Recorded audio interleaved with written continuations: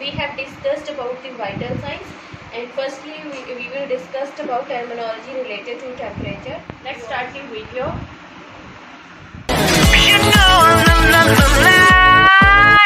Drop.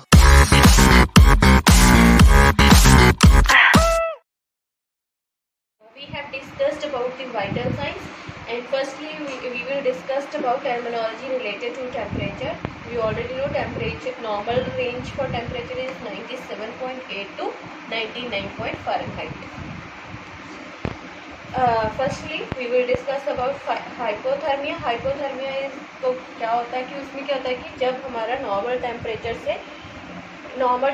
से जब lower side पे होता है तो उसको हम हाइपोथर्मिया बोलते हैं. हाँ, जैसे कि 97 से या 97.8 से जब कम होता है टेम्परेचर बॉडी का तो उसको हम हाइपोथर्मिया बोलते हैं. Next is hyperthermia. हाइपरथर्मिया हम उसके बोलते हैं जब हमें जैसे टेम्परेचर हुआ है, जैसे कह देते हैं हम कि हमें फीवर हो गया है, तो उसको हम मेडिकल टर्मिनोलॉजी में हम हाइपरथर्मिया बोलते हैं. एक और इसको नाम है, उसको बोलते हैं हम पारेक्सिया. पारेक्सिया का मतलब भी है कि जब टेम्परेचर 99.1 से अबव हो. Next is febrile. Febrile means if patient having a fever then we call that is febrile. Afebrile means without fever, the body temperature is normal. Next we will discuss the terminology related to pulse. You already know normal pulse is 60 to 100 beats per minute. Firstly bradycardia. Bradycardia means if pulse rate is lower than 60, यानी कि 60 pulse से जब कम होती है तो उसे हम bradycardia बोलते हैं. Next is tachycardia. टेकीकार्डिया ये होता है जब हमारी हार्ट रेट अबव जो 100 होती है उसको हम टेकीकार्डिया बोलते हैं. जब हमारी ज़्यादा हार्ट बीट बढ़ जाती है जैसे बोल देते हैं उसको हम टेकीकार्डिया बोलते हैं. Next is arrhythmia. Arrhythmia means irregular, कभी कम हो गई, कभी ज़्यादा हो गई, कभी कम हो गई, कभी ज़्यादा हो गई, ऐसे इरेगुलर सी रहती है हार्ट बीट, उसमें कभी फिक्स नहीं होती, तो उसको हम एरिथमिया बोलते हैं. ठीक है. Next we will discuss about the respiration. Normal respiration is 16 to 20. इसमें क्या है, इसकी टर्मिनोलॉजी में आता है ब्रेडीपीनिया. ब्रेडीपीनिया मीन्स अगर रेस्पिरेशन 16 से बिलो होती है, जब कम होती है तो उसको हम ब्रेडीपीनिया बोलते हैं.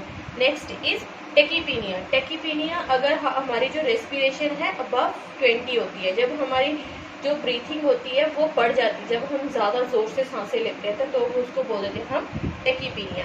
Next is dyspnoea. Dyspnoea means होता है कि जैसे हमें सांस लेने में दिक्कत आ रही है, जैसे हमें डिफ़िकल्टी इन ब्रीथिंग बोल देते हैं कि हमें सांस अच्छे से ले नहीं पा रहे, तो उसको हम मेडिकल टर्म्स में डिस्निया बोलते हैं. Next is wheezing sound.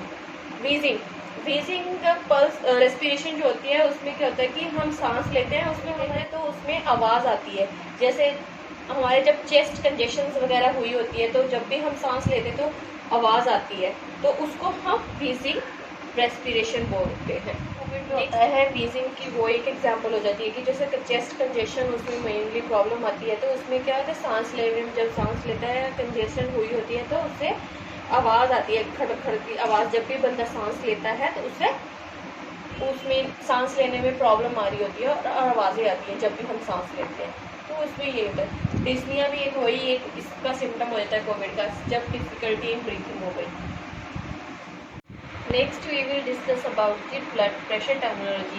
Normal blood pressure range from 90/60 and 120/80. जो ऊपर का होता है जैसे 90 है, इसमें 120 है, इसको हम सिस्टोलिक प्रेशर बोल देते हैं या ऊपर का प्रेशर बोल देते हैं. ठीक है. और जब 60 है या फिर 80 है इसको हम डायस्टोलिक, नीचे का मतलब ब्लड प्रेशर बोल देते हैं. इसमें क्या आ जाता है, एक तो होता है हाइपोटेंशन. जब हमारा ब्लड प्रेशर जो है 90-60 से कम हो जाता है उसको हम बोलते हैं हाइपोटेंशन, भी ब्लड प्रेशर जो है कम हो गया. Next is hypertension. Hypertension is जब 120/80 से अबव हो जाए तो उसको हम हाइपरटेंशन बोलते हैं. आजकल वैसे भी ये चीज़ें हाइपरटेंशन की प्रॉब्लम तो वैसे इंडिया में बहुत है. इंडिया की वैसे भी बहुत प्रॉब्लम होगी बिकॉज हमारा खाने पीने का और लाइफस्टाइल जो है वो बहुत चेंज हो चुका है। वर्क जो है हमारा मोस्टली सीडेंटरी होता है कि लाइक बैठ के काम करने वाला, हमारी मतलब फिजिकल एक्टिविटी उसमें कम होती है। तो उसमें इन केसेस में हमें आजकल मतलब हाइपरटेंशन की प्रॉब्लम या फिर डायबिटीज़ की प्रॉब्लम बहुत हो रही है। Next we will discuss about the saturation. Normal saturation is 93 to 100%। ये आजकल वैसे ही सबको, वैसे तो पहले लोगों को इतना पता नहीं था, अब तो बहुत पता है बिकॉज कोविड के टाइम है।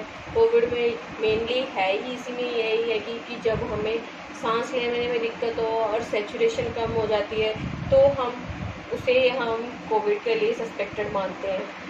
ठीक है, उसमें क्या आ जाता है, एक तो आ जाता है साइनोसिस।